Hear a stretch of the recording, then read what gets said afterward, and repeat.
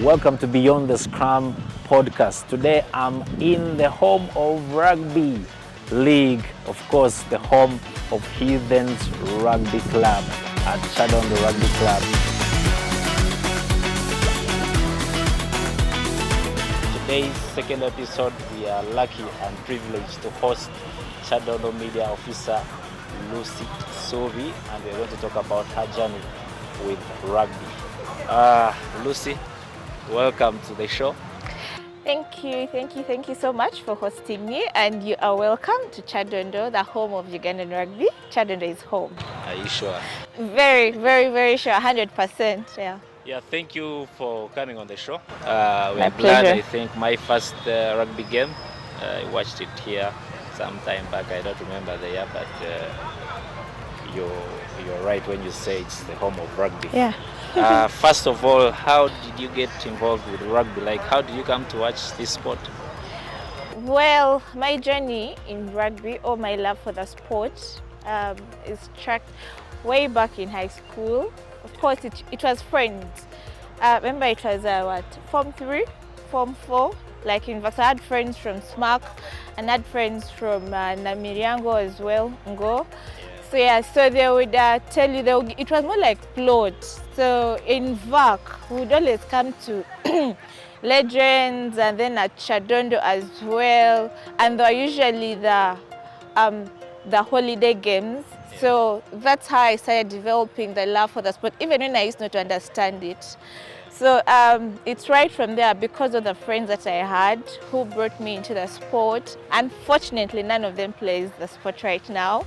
There are only two other careers.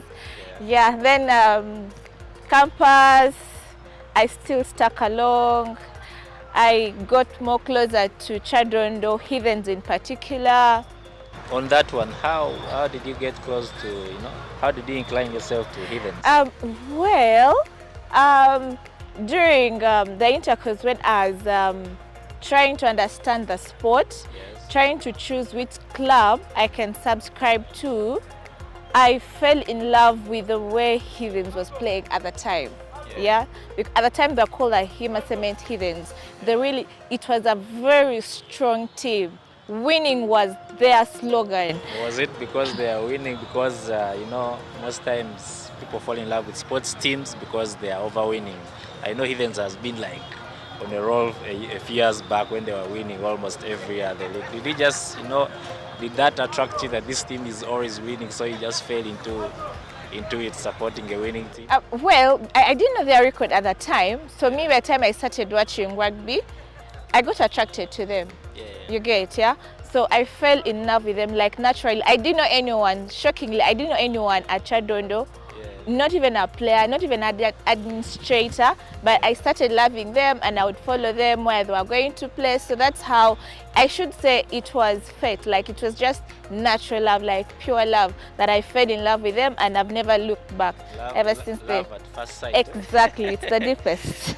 Okay, I know you've been now, of course, working more in rugby, you've been team managers for the club, you've been media lead and all that. How did you now come into being active in the sport and Well, how I become active is about in 2017, 2018.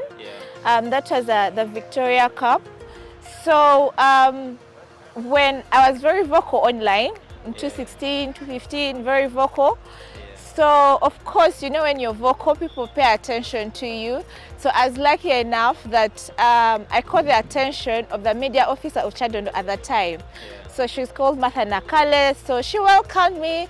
I got to talk to her. So she used to take me through how she asked me what I'm interested in. I was a law student at that time, but I have passion for comms and media. So I told her I would serve the rugby fraternity media-wise, So she got me inside, she trained me. I volunteered during the Victoria Cup here at Kyadondo, as well as the Elgon Cup. So when she stepped out, I was her perfect replacement. Yes. So they asked her who can come in, recommendations, and then I was the person she recommended, and ever since then, I haven't looked back. Was it And like, here, disruptive noise? Like guys first make noise about something, then all of a sudden they say, oh, now you first come here. no, it was good noise. Like I was Yeah. actually talking good stuff about Heathens and Kyadondo as a club, and yeah, so that was it. So they were really eager to get to know like who is this fan who really loves the team, like a diehard, an ardent fan. So it was good noise, like promoting the team, promoting the club as a whole. Yeah, it wasn't that disruptive kind of thing, no. Oh, okay. Yeah. How so far, of course, Heathens playing well this season. What has been your best moment? Okay, in general, not only this season. Being a Heathens fan, what has been the best moment so far in the life of supporting Heathens? My best moments have been winning accolades. I'm proud to say that at least if I'm to go back home, I would say I've won the league. I have a medal that has my name on it. I've won Uganda Cup. I've won 7. I've been able to serve in a role as a team. I mean, being a team manager of the biggest club in Uganda is not for jokes. Biggest club, some people might have a different view. No. I mean, stats don't lie. You know that thing, right? Stats don't lie. Especially our friends across. No, they will. Legends. No, they will have to accept by force that. I mean, so I've been able to win a couple of games, a couple of tournaments. So I am proud. It has made me proud. Even in my tenure as a team manager, I have been able to win. Even in my role as a media officer, at least I've gotten good feedback on how Heathens is doing. Media was like online. I am proud to see that some people come and tell me, by the way, I would like to do what you guys are doing. So it's at least I've been able to get good feedback. So I am proud of what Heathens has made you who I am and Kyadondo as a whole. Talking about winning, there's been a team across from Wakiso which has been disrupting the wins in there between, of course, 2017-18 and last year. What do you think about Pirates? Pirates is a good team. Of course, Pirates is a good team. They're a good team, and they were really a force to reckon last year. And they were lucky. They were able to. They were lucky enough. No, they were lucky enough. They beat Heathens home and away last season. No, let me tell you one thing. If you are to look at how Pirates was able to take on all the victories last year, it was because of a few errors on our end, and I was there to witness this. Can't blame errors on your end. That's like. Sport is like that. Yeah, and that's why you see this season, like we are really on our feet. Like we do not want to. Like you've rectified everything. Yes, we went back. We went back to the drawing board, and like this season, we want to make everything neat. We need to win everything we need. So we got the Uganda Cup. That was a good start for us. Kudos to the management and the players. No. It's not a weak team. I mean, we played Cobs. I mean, Pirates played in the quarters. They beat them. Yeah. So you know what that means, right? We played Cobs in the semis. We beat them. So you know what that means, right? So I mean, we beat the two teams. You've been talking about luck. That game, of course, Pirates and Cobs at Legends. Also, Pirates lost because one small funny mistake from the captain. So you see, Cobs won. No one remembers that. You know what? We are lucky you gave away something small and then lost the game.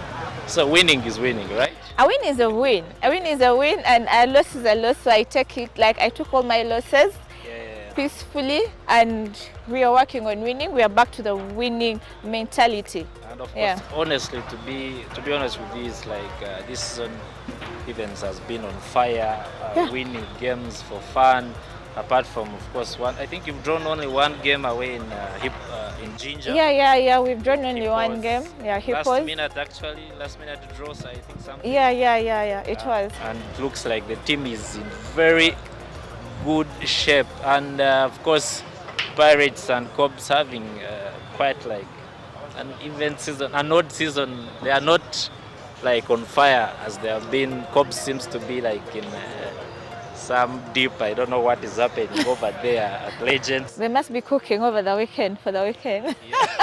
And of course, let's say, are you excited about this kind of format for the championship that we're having this season? Well, I'm not really happy with it. I remember when it was being put to table, I didn't assent to it. Yeah, like when I read through it, me as a person, I'm speaking from a personal point of view. I wasn't okay with it, but I mean, decisions were made, and then yeah. Do you feel it gives, teams a bit of leeway of like second chances, because now we're going to quarterfinals, then we play two-legged quarterfinals, then semis? There is nothing like second chance, because the previous format would play home and away. So you play your opponent. Now let me give an example like Hippos. When we play them and drew, so we would come back home, and like the next time they are coming, we are going to discipline them again. So it would give us, the old format would give us room for like improvement, and then you have to revenge on your opponent. But here, it is nothing. Like it's almost like a one chance. You either play and make it to the top 8, so that you make it to the knockout stages, quarters, finals. If you don't, then my friend, you're gone.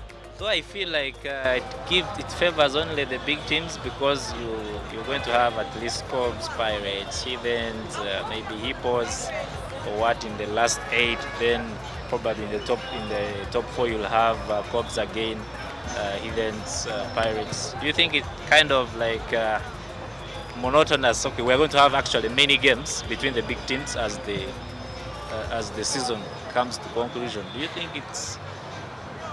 I don't think so, because if to look at the fixtures like how we've been playing, you will notice that the so-called big teams have been upset by those other teams. You will notice Waluku at some point was upsetting Heathens, has wanted to upset Pirates. You get Mongas has played a dirty to Pirates. You get, so I mean, it's been a fun season so yeah, far. It has, like, I mean, tables have been turning around. Like, it's not a season you can predict, like anything can happen.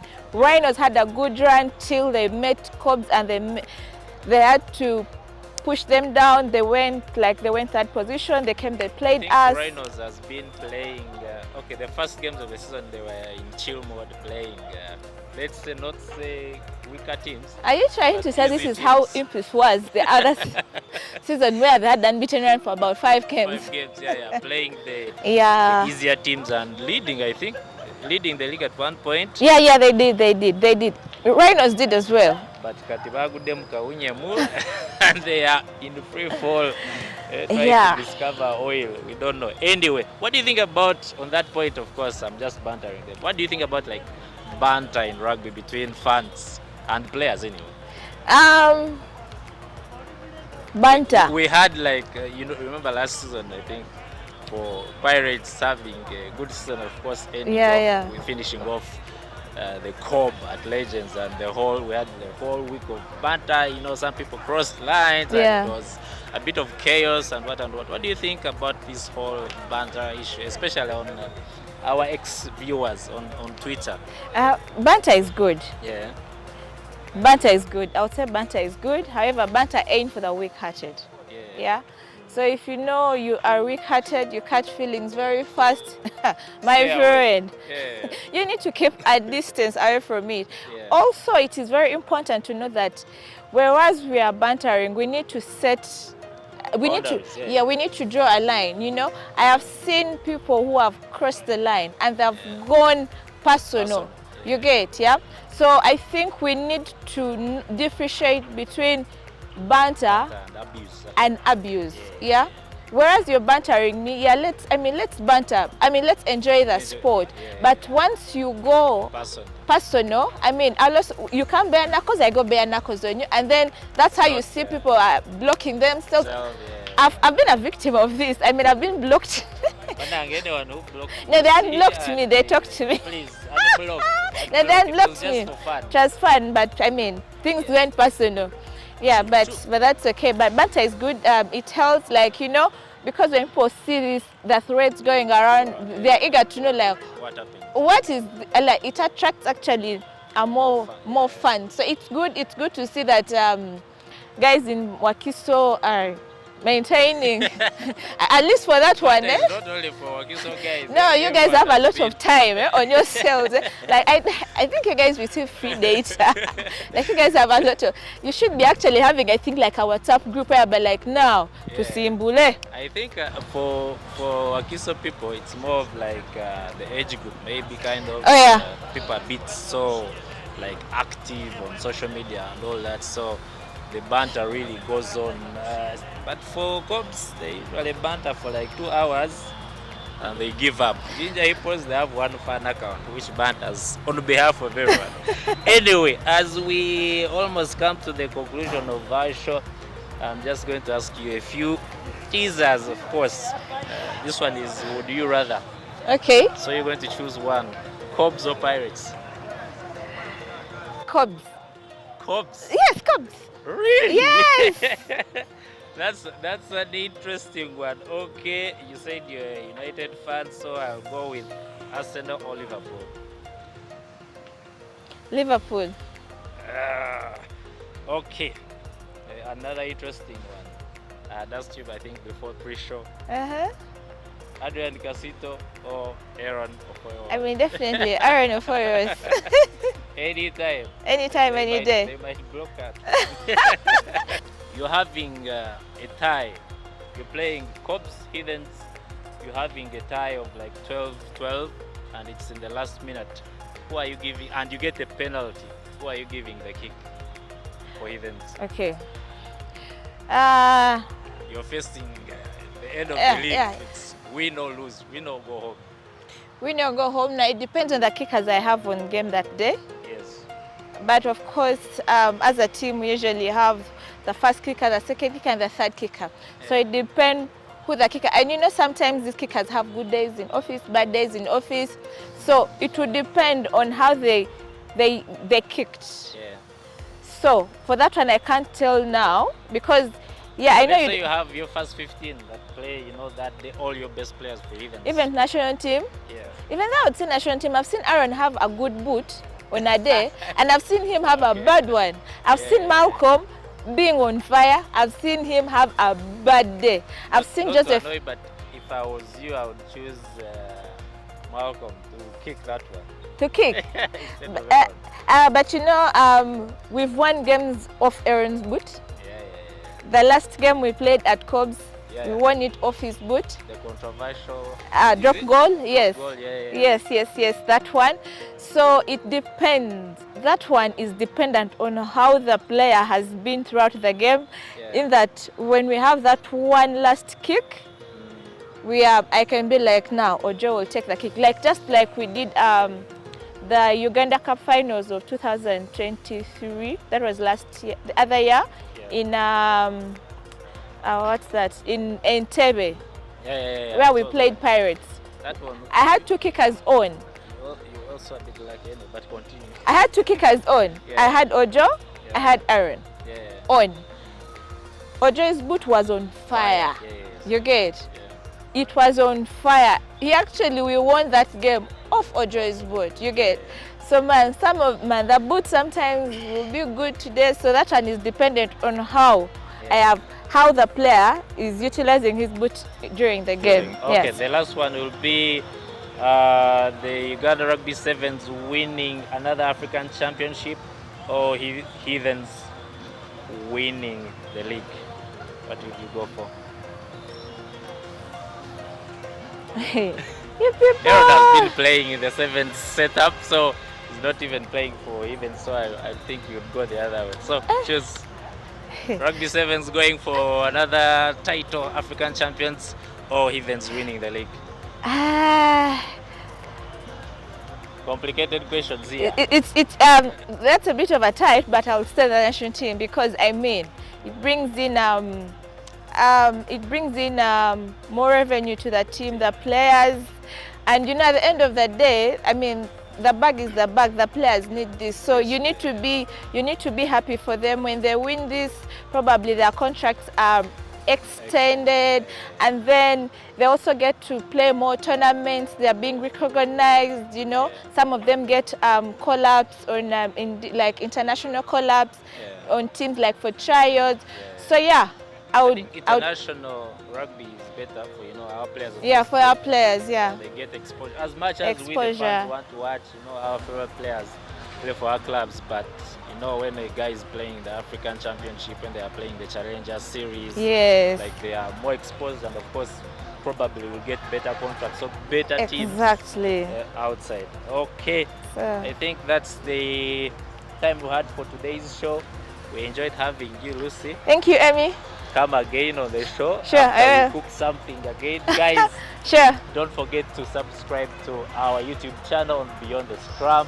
Make sure you watch this episode and more, that we are cooking more. From me and the team, cheers.